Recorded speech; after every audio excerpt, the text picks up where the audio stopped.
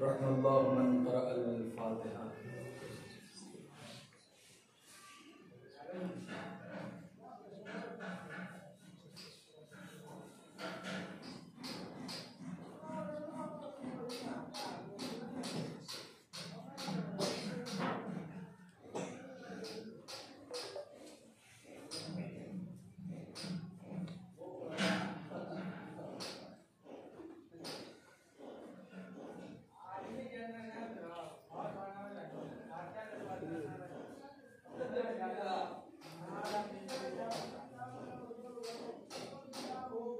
माशाअल्लाह ला हौला वला कुव्वता इल्ला बिल्लाहिल अलिय्यिल अज़ीम। हस्बुनल्लाहु व निअमल वकील, निअमल मौला व निअमन नसीर। बिस्मिल्लाहिर रहमानिर रहीम। अल्हम्दुलिल्लाहिल्लज़ी हदाना लिहाज़ा व मा कुन्ना लिनहतदिया लौला अन हदानल्लाह। लक़द जाअत रुसुलु रब्बना बिल हक़्क़। अस्सलातु वस्सलामु व तहिय्यतु वल इकराम अलन नबिय्यिल उम्मिय्यिल मक्किय्यिल मदनिय्यिल हाशिमिय्यिल मुत्तलबी मौलाना मौला सक़लैन जद्दिल हसन वल हुसैन अबिल क़ासिम मुहम्मद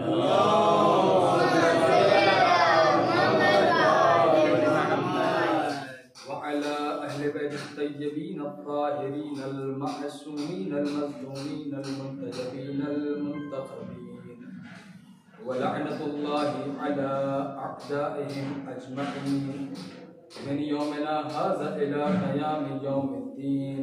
अम्मा बअद फ़क़द क़ाल रसूलुल्लाहि सल्लल्लाहु अलैहि व आलिहि वसल्लम इन्नी तारिकुम फ़ीकुमुस सक़लैन किताबुल्लाहि व इत्रती अहल बैती मा इन तमस्सकतुम बिहिमा लन तज़िल्लू बअदी फ़इन्नहुमा लन यफ़्तरिक़ा हत्ता यरद अलय्यल हौज़ यौमल क़यामह।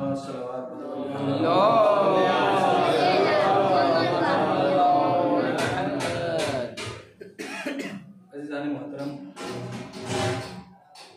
पुरसदारान सय्यदुश्शुहदा, एक मरहुमा की साले सवाब की मजलिस जिसमें आप हजरात ने हाज़िरी की और जाहिर है सवाब-ए-दारैन हासिल करेंगे और कर रहे हैं। ये किसी के भी इंतकाल के बाद ये जो मजलिसें होती हैं, चाहे वो तीजे के उन्वान से हो जिसे हम फूल की मजलिस कहते हैं, चाहे 10वें के उन्वान से हो, चाहे 20वें के उन्वान से हो, या और भी जो कुछ जगहों पर बाकायदा 40वें तक वो मुसलसल वो मजालिसें होती रहती हैं पैदल पर ज़मानी मरहूम। ये मरहूम के लिए चाहे वो मोमिन हो या मोमिना, उसके लिए एक ईसाल का ज़रिया है। और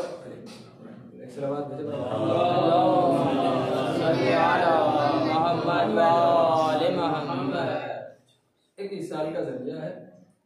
और हमारे यहाँ खुसूसन अहले तशय्युं में बहुत सारी चीज़ें और बहुत सारी अल्लाह ने नेमतें ऐसी अता कर रखी हैं कि जिसके ज़रिए से हम एक मोमिन या मोमिना को ईसाल कुछ भी, चाहे कुरान के ज़रिए हो, चाहे मजालिस के ज़रिए हो, चाहे किसी को सदक़े के हवाले से या खैरात के हवाले से, ये बहुत सारी चीज़ें हमारे यहाँ हैं कि जिसके ज़रिए से हम एक मोमिन मोमिन मोमिना को इसाले सवाब कहते हैं।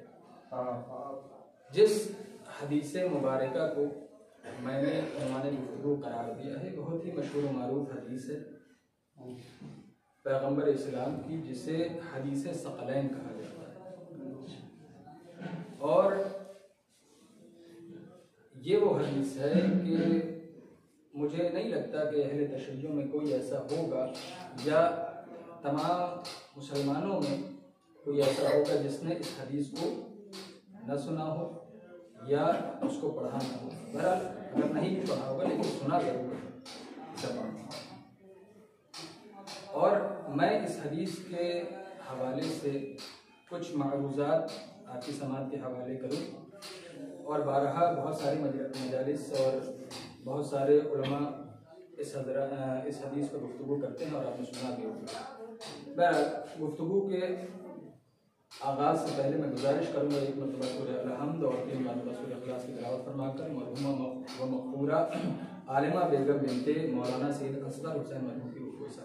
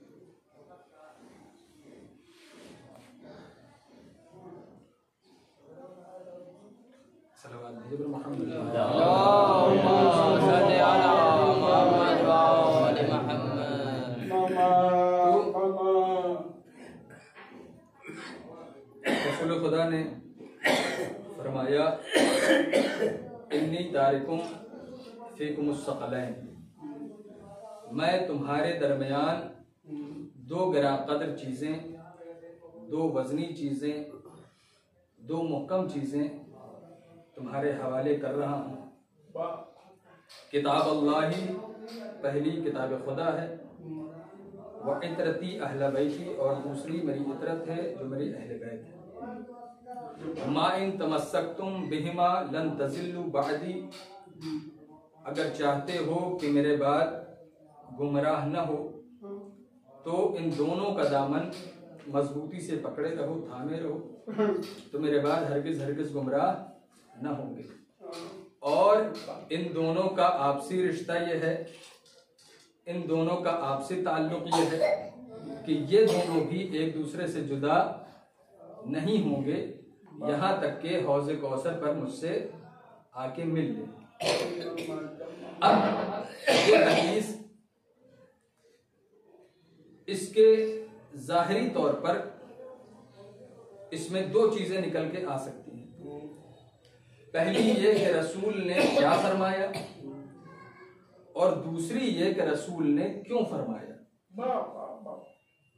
पहली ये कि रसूल ने क्या फरमाया और दूसरी ये कि रसूल ने क्यों फरमाया।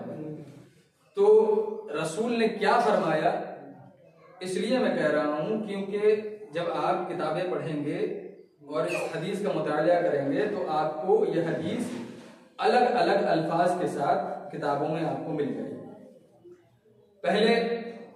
सबसे पहले तो यह हदीस इस लफ्ज के साथ कि इन्नी तारिकुम फीकुमुस सकलैन, मैं तुम्हारे दरमियान 2 ग्राम कदर चीजें छोड़ के जा रहा हूं। कहीं आपको मिल जाएगा इन्नी तारिकुम फीकुमुल हबलैन।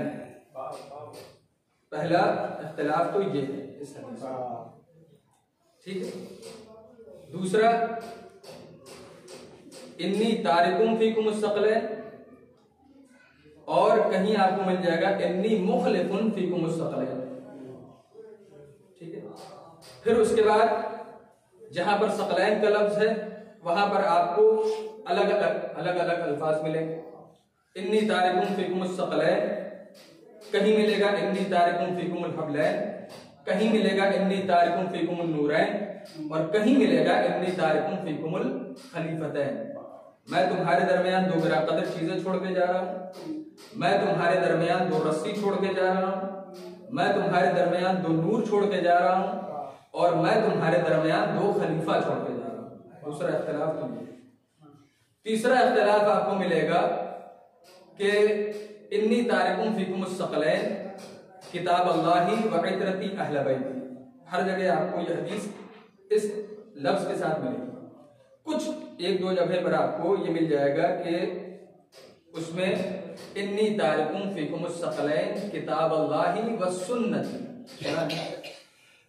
कहीं आपको एक दो जगह पर यह हदीस अहले बैत की जगह पर वहां पर आपको सुन्नती मिलेगा। लेकिन रसूल ने क्या फरमाया? तो मशहूर यही है कि रसूल ने फरमाया कि इन्नी तारिकुम फीकुमुस सकलैन किताब अल्लाही व इतरती अहल बैती मा इन तमस्सकतुम बिहिमा लन तज़िल्लु बअदी फ़इन्नहुमा लन यफ्तरिक़ा हत्ता यरदा अलैहिल हौज़ यौमल क़ियामा। एक सलावत भेजे मोहम्मद।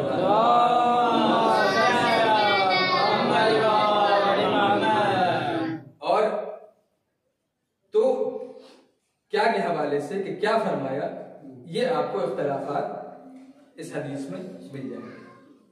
दूसरी चीज है कि रसूल ने क्यों फरमाया। दूसरी चीज जो है इसमें वो है रसूल ने क्यों फरमाया। तो हमारे बुजुर्गों ने, हमारे उलमा ने इस हवाले से चार चीजें बयान की हैं कि रसूल ने क्यों फरमाया कि मैं तुम्हारे दरमियान दो गिरा कदर चीजें छोड़ के जा रहा हूं। एक किताब खुदा है, दूसरी मेरी इतरत है। वरना इस्लाम कोई बादशाहत तो नहीं है कि रसूल के बाद उनके दामाद और फिर उनकी बेटी और फिर उनके नवासे और फिर नस्ल बाद नस्ल वो चलता रहे।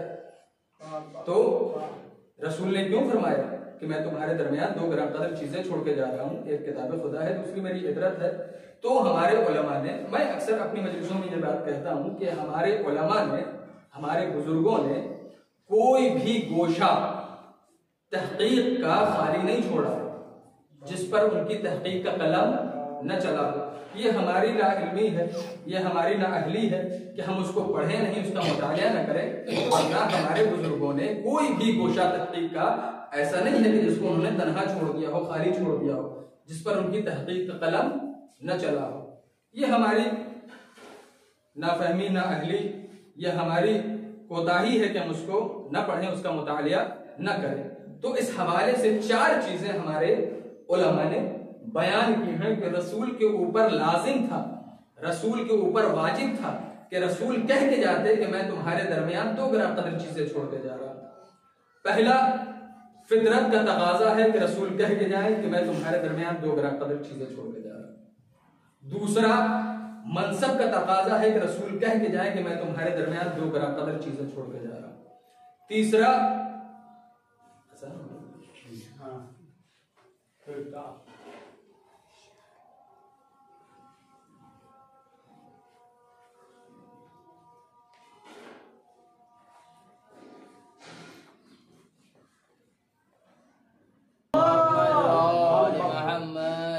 तो पहली चीज फितरत का तकाजा है कि रसूल कह के जाए। दूसरा, मनसब का तकाजा है कि रसूल कह के जाए। तीसरा, हुक्म कुरानी है कि रसूल कह के जाए। और चौथा, मिजाज पैगंबर से ये चीज बईद है कि रसूल बिना कहे चले जाए कि मैं तुम्हारे दरमियान दो गिरा कदर चीजें छोड़ के जाए। अब आइए इस पे गुफ्तगू करें कि ये चारों चीजें हैं क्या। सबसे पहली चीज है फितरत। बात पहुंच रही है? एक सलावत भेजे मोहम्मद।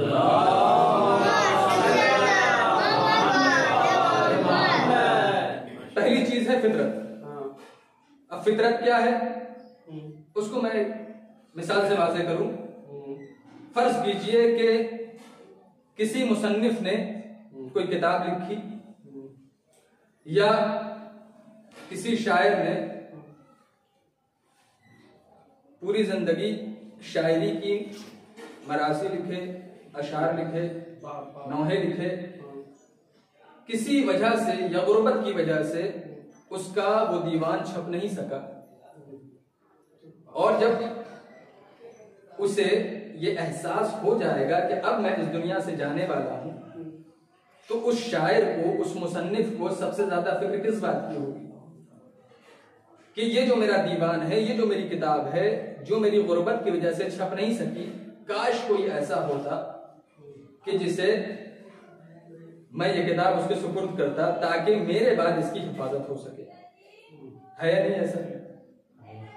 तो एक मुसन्निफ को, एक शायर को ये एहसास होता है कि जब मैं इस दुनिया से चला जाऊंगा, कोई ऐसा हाथ होता, कोई ऐसा शख्स होता कि जिसके सुपुर्द मैं ये किताब, ये अपना दीवान उसके हवाले करता ताकि इसकी हिफाजत हो सके।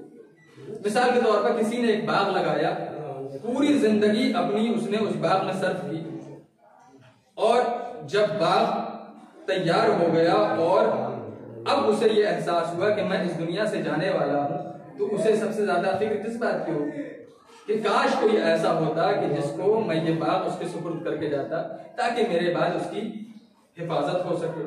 अच्छा, ये जो बचाने का, ये जो महफूज रखने का जो तसव्वुर है, इसके बारे में इस्लाम क्या कहता है? बाकी इस्लाम इसको ठीक कहता है, इस्लाम इसको सही कहता है। अगर इस्लाम इसको सही ना कहता तो ये वक्फ काहे के लिए है? ये वक्फ किस लिए है? अगर मेरे बाप दादा ने कोई जमीन वक्फ न की होती तो आज बेहतरीन हम भी खाते पीते, अच्छे से रहते, बेहतरीन कपड़ा पहनते, बेहतरीन गाड़ी से घूमते। लेकिन मेरे बाप दादा ने वो जमीन वक्फ की, चाहे औलाद के हाथ बन जाए लेकिन प्रॉपर्टी महफूज रहनी चाहिए।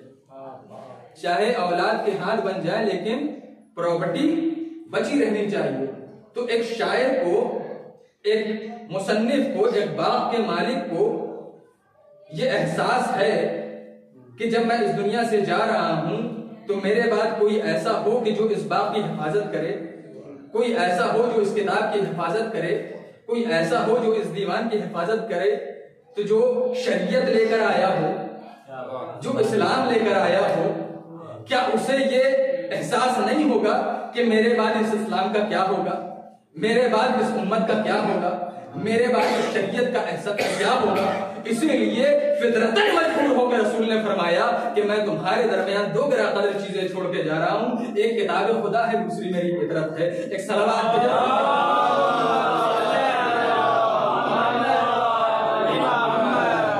और कभी ऐसा होता है कि इंसान को प्रॉपर्टी से मोहब्बत ज्यादा होती है, औलाद से कम होती है। इसलिए इंसान वक्त करता है कि चाहे औलाद के हाथ बन जाए, चाहे औलाद मजबूर हो जाए, लेकिन प्रॉपर्टी महफूज रहे।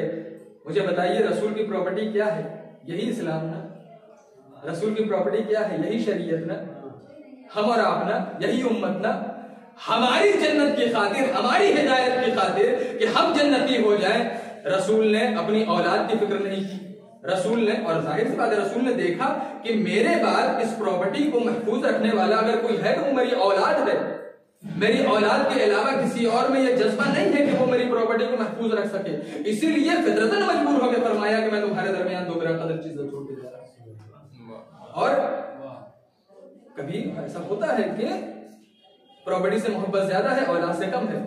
रसूल ने भी यही किया, चाहे मेरी औलाद कत्ल हो जाए, चाहे मेरी औलाद शहीद हो जाए, लेकिन प्रॉपर्टी महफूज रहनी चाहिए, चाहे उम्मत महफूज रहनी चाहिए, शरीयत महफूज रहनी चाहिए, इस्लाम महफूज रहना चाहिए। इसलिए फितरतन रसूल ने फरमाया कि मैं तुम्हारे दरमियान दो गिरा कदर चीजें छोड़ के जा रहा हूं। तो जब हमारी जन्नत के लिए, हमारे लिए रसूल ने अपनी औलाद की फिक्र न की, रसूल ने अपने खान वाले की फिक्र न की, तो हम, हमारा फरीजा क्या है? कुरान कहता है ना, हल जज़ाउल एहसान इल्लल एहसान, एहसान का बदला एहसान के अलावा कुछ हो सकता है? तो रसूल ने हमारे लिए, हमारी जन्नत की खातिर जब अपने औलाद की फिक्र न की, अपने मालो मता की फिक्र न की, तो हमारा फरीजा भी ये बनता है कि जब औलाद पैगंबर की बात हो तो हम अपने माल की फिक्र करें, ना हम अपने औलाद की फिक्र करें, ना हम अपनी जान की फिक्र करें। जो कुछ है सब औलाद पैगंबर पर कुर्बान हो जाए। एक सलावत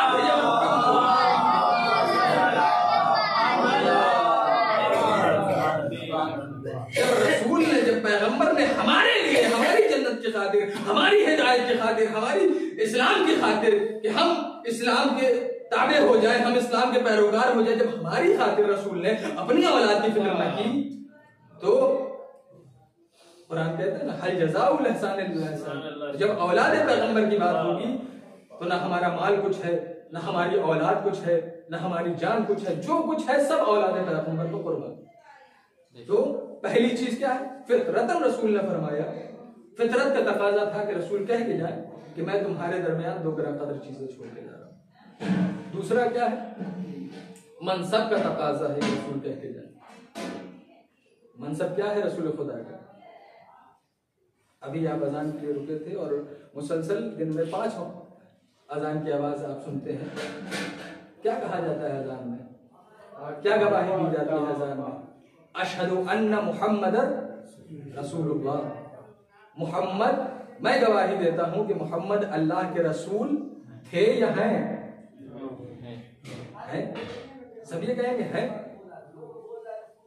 तो रसूल ने इस दुनिया में कितने दिन जिंदगी गुजारी? 63 साल। और हम आज भी ये कह रहे हैं कि रसूल थे नहीं हैं। तो इसका मतलब है कि अल्लाह ने रसूल को कब तक के लिए भेजा? कयामत तक के लिए। तो रसूल आए कयामत तक के लिए, और रसूल ने ये जिंदगी, रिसालत की जिंदगी कितने दिन गुजारी? 23 साल। कार्य रिसालत 23 साल रसूल ने अंजाम दिया। अब रसूल इस दुनिया से जा रहे हैं। अल्लाह ने रसूल बना के भेजा है कयामत तक के लिए। कयामत कब आएगी पता नहीं। इस वक्त 1450 साल तकरीबन हो चुके हैं और पता नहीं कयामत कब आएगी, कोई नहीं जानता। तो रसूल को अल्लाह ने कयामत तक के लिए भेजा, और रसूल 63 साल जिंदगी या कार्य रसालत की 23 साल जिंदगी रसूल गुजार के जा रहे हैं। मैं एक मिसाल दूं कि मैं ये मजलिस पढ़ रहा हूं, मुझसे शादाब साहब ने कहा कि 1 घंटा पढ़िएगा। अर्ज कर लीजिए कि मुझसे शादाब साहब ने कहा कि 1 घंटा मजलिस पढ़िए। मेरे पास वक्त नहीं था या कोई काम था, मैंने 30 मिनट मजलिस पढ़ी और मैं उतर गया। तो आप कहेंगे भाई 1 घंटा कहा गया था, आप 30 ही मिनट में उतर। चलिए कोई बात नहीं, 50% कम से कम कर दिया। अगर मैं 30 मिनट ना पढ़ के 15 मिनट में उतर आऊं तो आप कहेंगे कि 1 घंटा कहा गया था और आपने 15 मिनट 45 मिनट पढ़ देते। 15 मिनट, चलिए फिर कोई कहेगा कि नहीं ठीक है, मसाहब लेके 15 मिनट कर दिया, चलो कोई मसला नहीं है। एक सलाम मोहम्मद।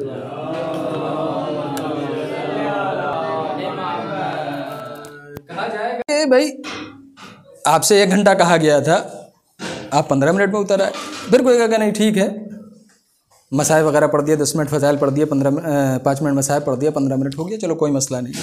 लेकिन अगर मैं 15 मिनट भी ना पढ़ के 1 मिनट में उतर आऊँ और मिंबर पे बैठ के ये कहूँ कि ये मरहूमा के इसाले सवाब की ये 20वें की मजलिस है और रसूल ने ये हदीस फरमाई, और उसके बाद हदीस का तर्जुमा करूँ और उसके बाद 2 मिनट मसाइब पढ़ूँ और उसके बाद मैं उतर आऊँ, मुश्किल से 30 सेकंड मसाइब पढ़ूँ और उसके बाद मैं उतर आऊँ और ये कहूँ कि मजलिस तमाम हो गई।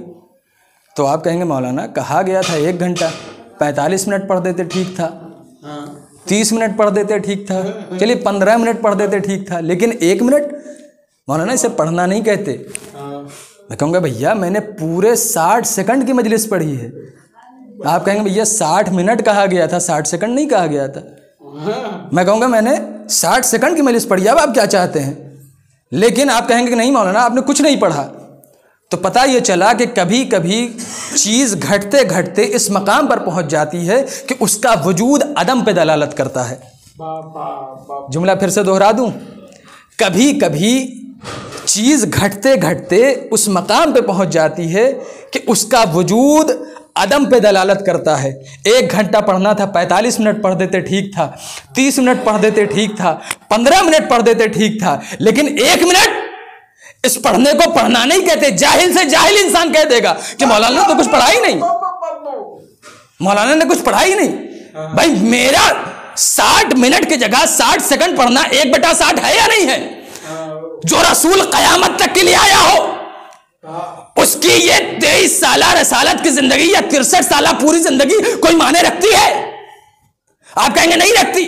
तो कि वो रसूल आया है कयामत तक के लिए। मेरा 1 मिनट पढ़ना 1/60 है, लेकिन रसूल की कयामत तक की जिंदगी को 63 साल में अगर जोड़ा जाए तो कोई माना रखता है? नहीं रखता है। तो मैं हाथों को जोड़ के कहूंगा, या रसूल अल्लाह, आप आए थे कयामत तक के लिए, आपको अल्लाह ने भेजा था कयामत तक के लिए। आप 63 साल जिंदगी या 23 साल रिसालत की जिंदगी गुजार के जा रहे हैं, या तो कयामत तक रहिए या कयामत तक का कोई इंतजाम करके जाइए कि जिसका फेल आपका फेल हो, जिसका कौल आपका कौल हो, जिसकी रफ्तार आपकी रफ्तार हो, जिसकी गुफ्तार आपकी गुफ्तार हो। तो रसूल पलट के कहेंगे कि मैं आया तो जरूर हूं कयामत तक के लिए, 63 साल जिंदगी में गुजार के जा रहा हूं। अगर मैं अपने बाद किसी को न रख के जाऊं तो मैं कहूंगा, या रसूल अल्लाह, अगर आप ये नहीं करते हैं तो मैं तो कुछ नहीं कहूंगा, लेकिन कुरान कह देगा कि अगर ये ना किया तो गोया कार्य रिसालत ही अंजाम न दिया। सलावत बर मोहम्मद व आले मोहम्मद करो।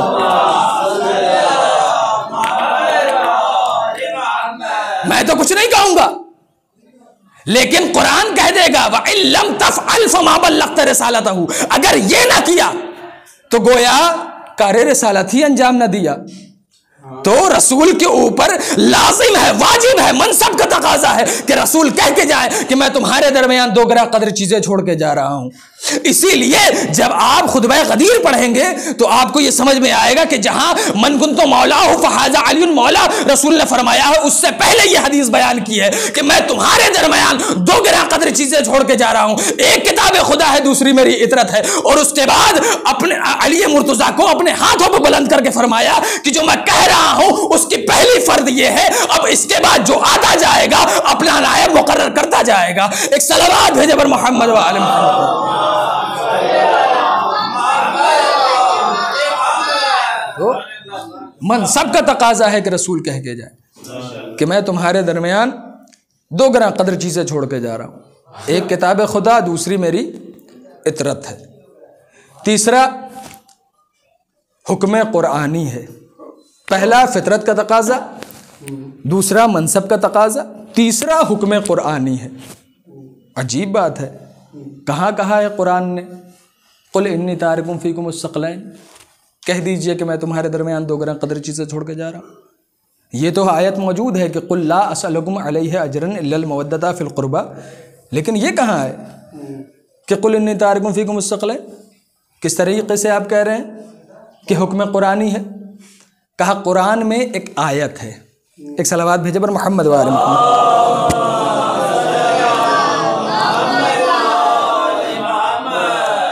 का कुरान में एक आयत है, कुतिबा अलैकुम इज़ा हज़रा अहदकुमुल मौत। कुतिबा अलैकुम, कुतिबा का जहाँ पर लफ्ज़ आता है वहाँ पर या तो वाजिब है, या अगर वाजिब नहीं है तो इंतहाई ताकीद के माना में ज़रूर है। जैसे माह रमज़ान मुबारक के लिए आया कुतिबा अलैकुम सयाम कमा कुतिबा अलल लज़ीना मिन क़ब्लिकुम, यहाँ पर क्या है? वाजिब है। यहाँ पर कुतिबा का लफ्ज़ है कि तुम्हारे ऊपर रोज़े इस तरीके से फ़र्ज़ कर दिए गए हैं कि जैसे तुमसे पहले वालों पर, तो यहाँ पर वाजिब का लफ्ज़ है।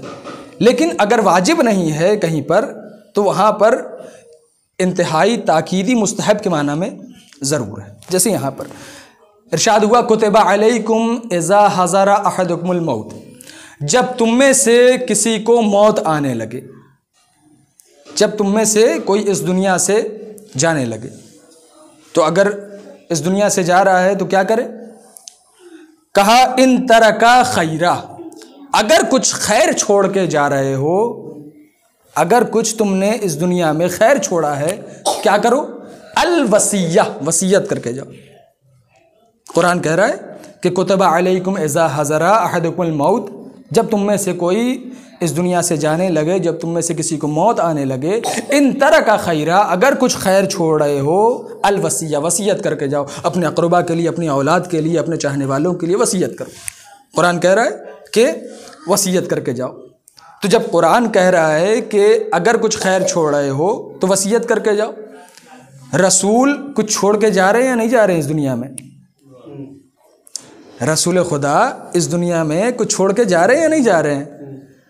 तो जब बात यहाँ पर आएगी कि रसूल ने इस दुनिया में जाते वक्त क्या छोड़ा, तो बात उससे पहले ये होगी कि रसूल लेकर क्या आए थे, वही तो छोड़ के जाएंगे। जो इंसान लेकर आया है वही तो छोड़ के जाएगा। तो पहले तो ये पता करो कि रसूल लेकर क्या आए थे।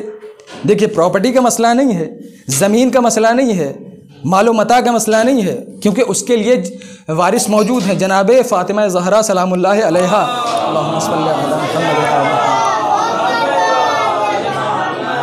वारिस मौजूद हैं। जनाब सिद्दीक़ा ताहिरा एज ए पैगम्बर रसूल क्या लेकर आए? अल्लाह ने रसूल को क्या देकर भेजा? तो हम हाथों को जोड़ के कहेंगे, ऐ बारे इलाहा, तूने अपने रसूल को भेजा और तू ये कह रहा है कि अगर कुछ खैर छोड़ के जा रहे हो तो वसीयत करके जाओ। तूने अपने रसूल को क्या देकर भेजा था? तो अब आप सब लोग माशाअल्लाह जुमा पढ़ते हैं, ये आयत आपके जहन में होगी, वल्लज़ी बअसा फिल उम्मीना रसूलन मिनहुम यतलू अलैहिम आयातिही व युज़क्कीहिम व युअल्लिमुहुमुल किताबा वल हिकमा। अल्लाह ने रसूल भेजा, क्या दे के भेजा? पहला, वो किताब खुदा की तिलावत करता है। दूसरा, वो तज़किया नफ्स करता है, यानी नफ्सों को पाक करता है। तीसरा, वो कुरान किताब खुदा की का इल्म देता है, तालीम देता है। और चौथा, अल हिकमा, हिकमत की तालीम देता है। तो अल्लाह ने अपने रसूल को क्या देकर भेजा? 4 चीज़ें। पहला, किताब खुदा की तिलावत करता है। दूसरा, तज़किया नफ्स करता है। तीसरा, कुरान का इल्म देता है। और चौथा, हिकमत का इल्म देता है। यानी इन 4 चीज़ों में हिकमत भी एक चीज़ है। और जब आप आगे मुतालिया करेंगे तो आपको ये समझ में आएगा कि हिकमत जो है, अल्लाह एक बेहतरीन इल्म है और उसे ही हिकमत अल्लाह अता करता है कि जिसको वो उस काबिल समझता है। हर किसी को अल्लाह, मैं आयत पेश करूँगा आगे। तो हिकमत क्या है? रसूल की ज़िंदगी का 1/4 हिस्सा क्या है? हिकमत है। और रसूल हिकमत की तालीम देते हैं। तो जाहिर सी बात है कि जिसके पास हिकमत होगी वही हिकमत की तालीम देगा। हर कोई तो दे नहीं सकता। भाई मेरे पास अगर साइंस का इल्म हो तो ही मैं साइंस की तालीम किसी को दे सकता हूँ, अगर नहीं है तो मैं नहीं दे सकता। तो जिसके पास हिकमत है वही हिकमत की तालीम दे सकता है। और जब आप आयतल कुर्सी के आगे थोड़ा सा बढ़ेंगे तो आपको यह आयत मिलेगी कि कुरान कहता है, युतिल हिकमता मन यशा, अल्लाह जिसे चाहता है उसे हिकमत अता करता है। हर किसी को अल्लाह हिकमत नहीं देता, ठीक है? हर किसी को अल्लाह हिकमत नहीं देता, जिसे चाहता है उसे अता करता है। और जब किसी को हिकमत दे देता है उसके बाद क्या है? वमन युतिल हिकमता फ़क़द ऊतिया खैरन कसीरा, और जिसे अल्लाह हिकमत दे देता है उसे खैरे कसीर दे देता है। यानी रसूल की ज़िंदगी का 1/4 हिस्सा क्या है? हिकमत। अल्लाह हर किसी को हिकमत नहीं देता और रसूल हिकमत की तालीम दे रहे हैं और देने के लिए आए हैं। अल्लाह हर किसी को हिकमत नहीं देता, जिसे अल्लाह चाहता है उसे हिकमत देता है, और जिसे हिकमत देता है उसे क्या है? खैरे कसीर दे दिया गया। अब कुरान की उसी आयत पर जाइए। कुरान कहता है अगर कुछ खैर छोड़ के जा रहे हो तो वसीयत करके जाओ। एक सलावत भेजे पर मोहम्मद व आले मोहम्मद।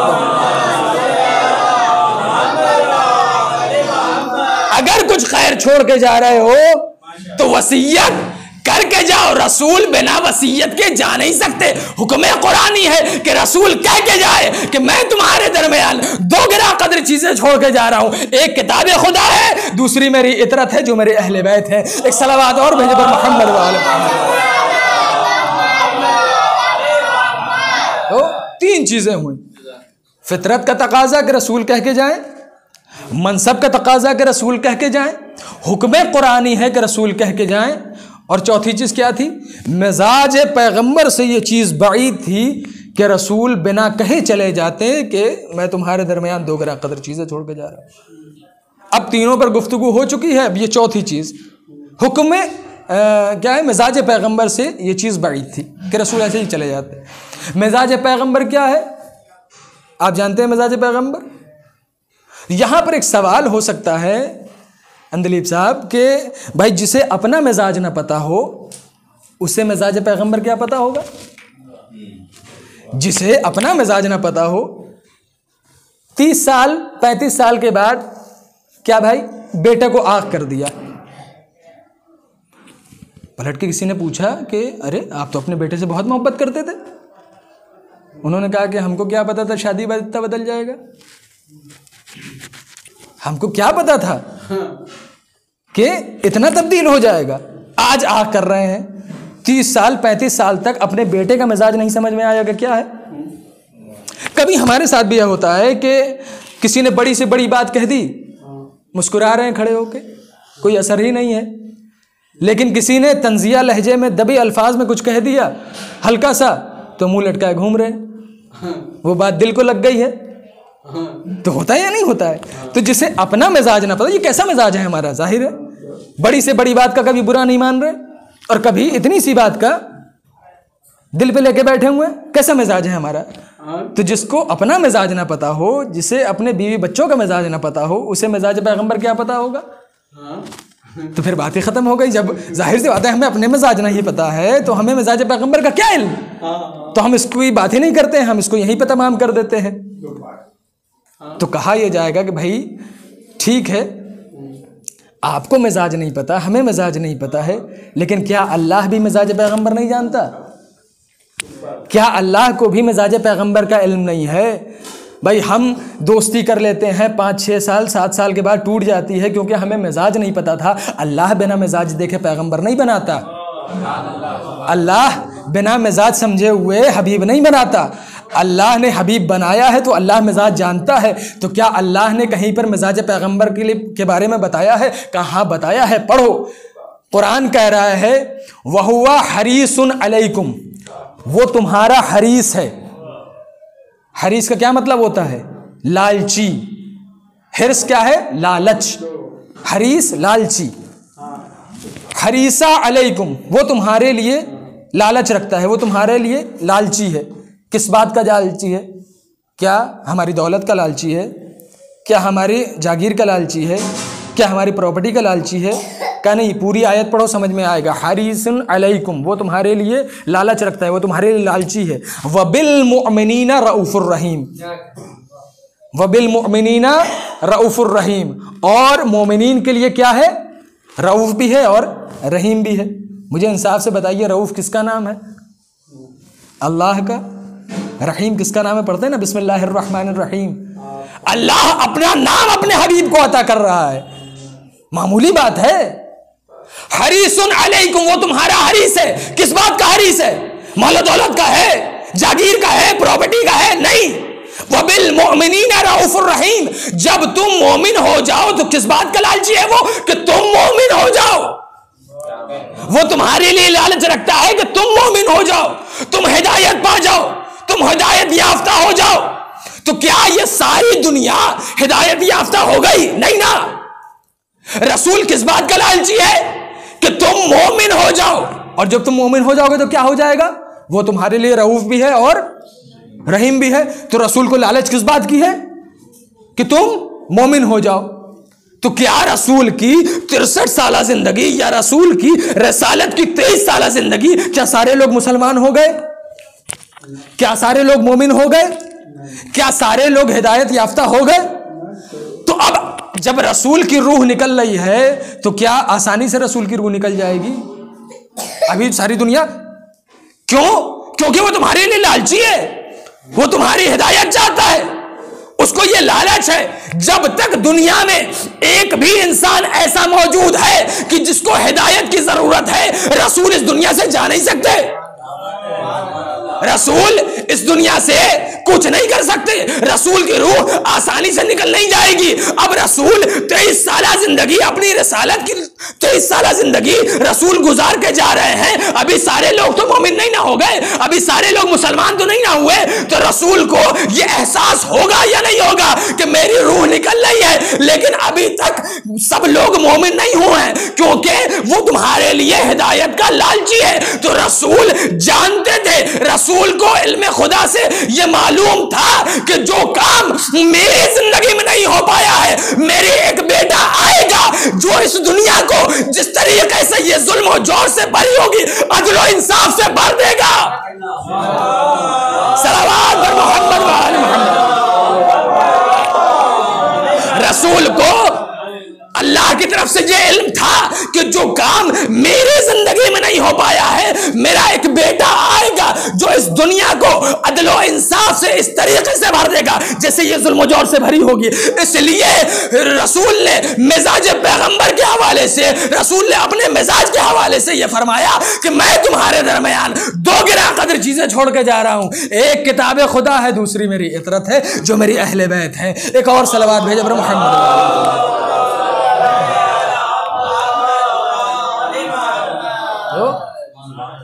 मिजाज पैगंबर क्या है? मिजाज पैगंबर कि वो हरीसुन अलैकुम, वो तुम्हारा हरीस है, वो तुम्हारी हिदायत का हरीस है कि तुम हिदायत पा जाओ, तुम मोमिन हो जाओ। तो रसूल इस दुनिया से ऐसे नहीं जा सकते। तो मिजाज पैगंबर से ये चीज़ बाईद थी कि रसूल बिना कहे चले जाते कि मैं तुम्हारे दरमियान दो गिरा कदर चीज़ें छोड़ के जा रहा हूँ। एक किताब खुदा है, दूसरी मेरी इतरत है जो मेरे अहले बैत है। इन दोनों का दामन मजबूती से थामे रहोगे तो मेरे बाद हरगिज़ हरगिज़ गुमराह नहीं होगे। और ये दोनों भी एक दूसरे से जुदा नहीं होंगे यहाँ तक कि रोज़े क़यामत हौज़े कौसर पे मुझसे मुलाकात करें। और जाहिर सी बात है कि जब कोई इंसान किसी की जगह लेता है तो वो उसके किरदार का आईनादार होना चाहिए, है या नहीं?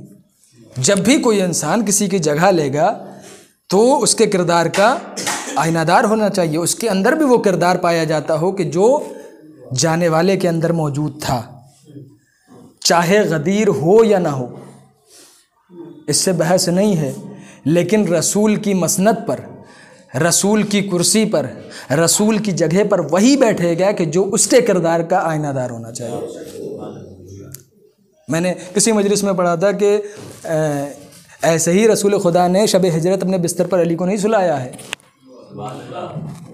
क्योंकि रसूल खुदा के अंदर देखिए एक मौजज़ा है जो अल्लाह ने बहुत सारे मौजज़ात रसूल खुदा के जिसमें अक़दस में रखे हैं, उसमें से एक मौजज़ा ये है कि असहाब का भी ये बयान है और जनाब खदीजतुल कुबरा के ग़ुलाम का ये बयान है कि जब कहीं काफ़िला जाता था, असहाब कहते हैं कि जब कहीं काफ़िला जाता था और कहीं काफ़िला ठहरता था और रात का वक्त होता था, सब लोग सो जाते थे, तो कोई भी आने वाला जब काफ़िले में दाखिल होता था तो वो ये बता देता था कि रसूल कहाँ सो रहे हैं। क्यों? इसलिए कि वो कहते हैं, असहाब कहते हैं कि रसूल खुदा काली चादर ओढ़ के सोया करते थे और रसूल के जिस्म अक़दस से एक नूर निकलता था जो उस चादर को छन के आसमान की बुलंदियों की तरफ जाता था। रसूल के जिस्म से एक नूर निकलता था कि जो आसमान की बुलंदियों की तरफ जाता था। आने वाला उस नूर को देख के बता देता था कि रसूल कहाँ सो रहे हैं। तो जाहिर सी बात है कि जब रसूल के बदन से एक नूर निकलता था जो आसमान के शुआओं, आसमान की बुलंदियों की तरफ जाता था, तो रसूल अपने बिस्तर पे भी ऐसे ही को सुलाएंगे कि जिसके बदन से भी वैसा ही नूर निकलता हो जैसा रसूल खुदा के बदन से निकलता था। एक सलावत भेजे पर मोहम्मद। ऐसा ही नहीं, रसूल ने अपने बिस्तर पर अली मुर्तज़ा को सुनाया।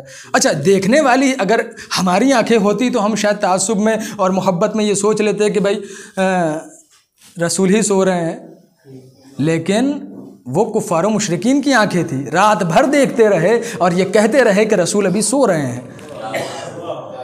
कोई हमारी आंखें तो नहीं थी ना। तो मानो कि रसूल और अली के नूर में 19-20 का भी फ़र्क नहीं था। रसूल के बदन से जिस तरीके से नूर निकलता था वैसे ही अली मुर्तज़ा के भी बदन से नूर निकलता था। दोनों में ज़र्रा बराबर भी फ़र्क नहीं था। तो जब किसी के जगह पर कोई बैठेगा तो वो उसके किरदार का आईनादार होना चाहिए।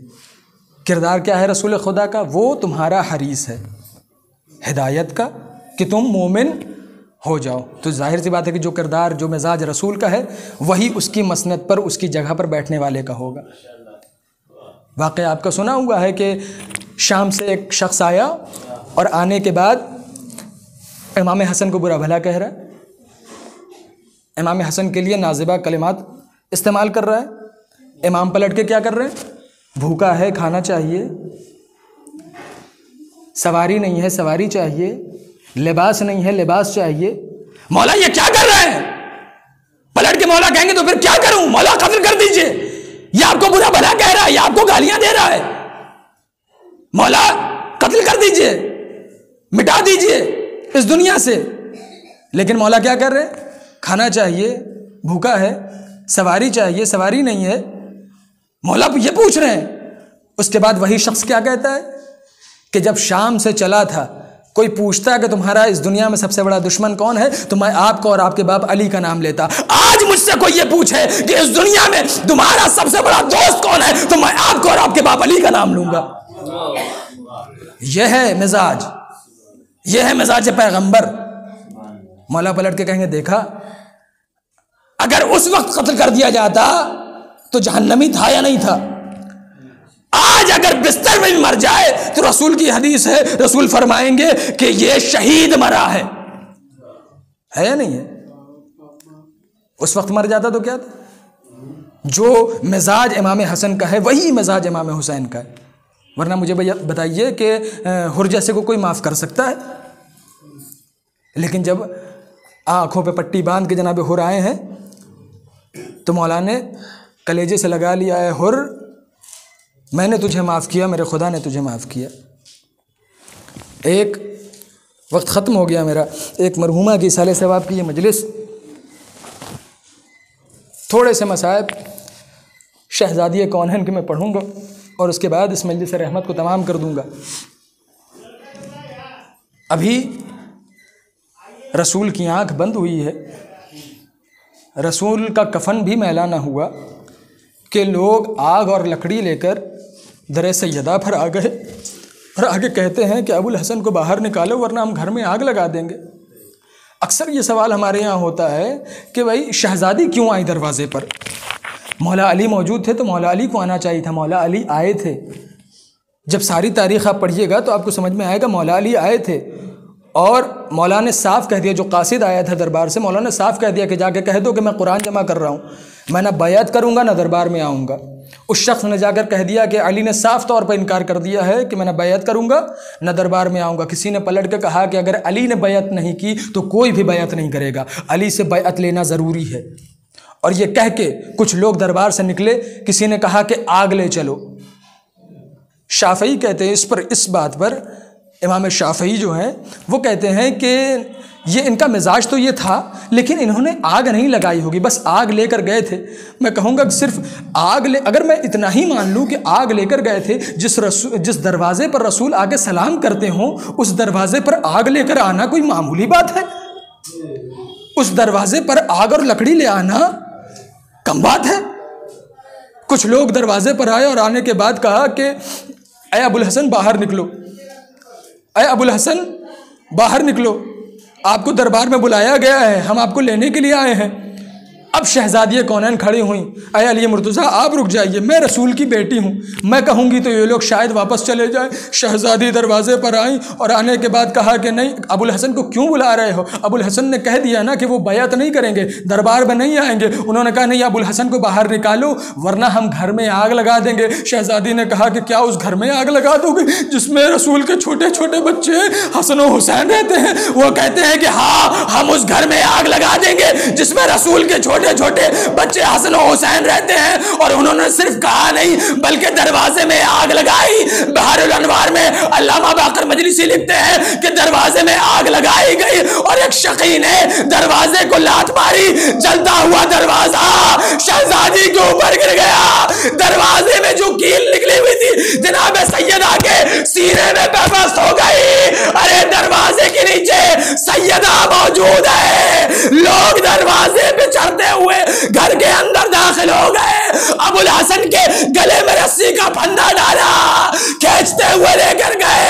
अरे जैसे ही गश से जनाब सैयदा को अफाका हुआ, अपना दर्द भूल गई। फिजा से कहती है फिजा, अबुल हसन कहाँ है? जनाब फिजा कहती है शहजादी अबुल हसन के गले में रस्सी का फंदा डालकर अश्किया मदीने की गलियों में ले गए हैं। जनाब सैयदा अपना दर्द भूल गई, सर पे आबा डाली, डालने के बाद मदीने की गलियों में पहुंची। अबुल हसन को छोड़ दो वरना मैं अपने सर के बालों को परेशान कर दूंगी। अभी जनाबे सैयदा ने बस इतना कहा कि मैं अपने सर के बालों को परेशान कर दूंगी। जनाबे सलमान फारसी कहते हैं कि मैंने देखा मस्जिद नबवी की दीवारें बुलंद हो दीवार, उस दीवार के नीचे से जा सकता हूं। मैं कहूंगा शहजादी आपने बस इतना कहा, अरे मस्जिद नबवी की दीवारें बुलंद हो गई, अरे आपकी बेटियां, अरे कूफा और शाम का बाजार दयार बदयार बेखजावा ऊंटों पर सर पे रिदा नहीं है, फिराई जा रही है। मुनादी निदा दे रहा है, हाज़े ज़ैनब, हाज़े उम्मे कुलसूम, हाज़े बिन्ते रसूलुल्लाह सल्लल्लाहु अलैहि व आलिहि वसल्लम। सयअलमुल्लज़ीना ज़लमू अय्य मुनक़लिबीन यनक़लिबून, इन्ना लिल्लाहि व इन्ना इलैहि राजिऊन। रज़न बिक़ज़ाइही व तस्लीमन लिअम्रिही। गुजारिश है, एक मरतबा सूरह अल-हम्द और 3 मरतबा सूरह इखलास की तिलावत फरमाकर मरहुमा मग़फ़ूरा आलिमा बेगम बिनते मौलाना सैयद असग़र हुसैन मरहूम की रूह को इसाल फरमा दें।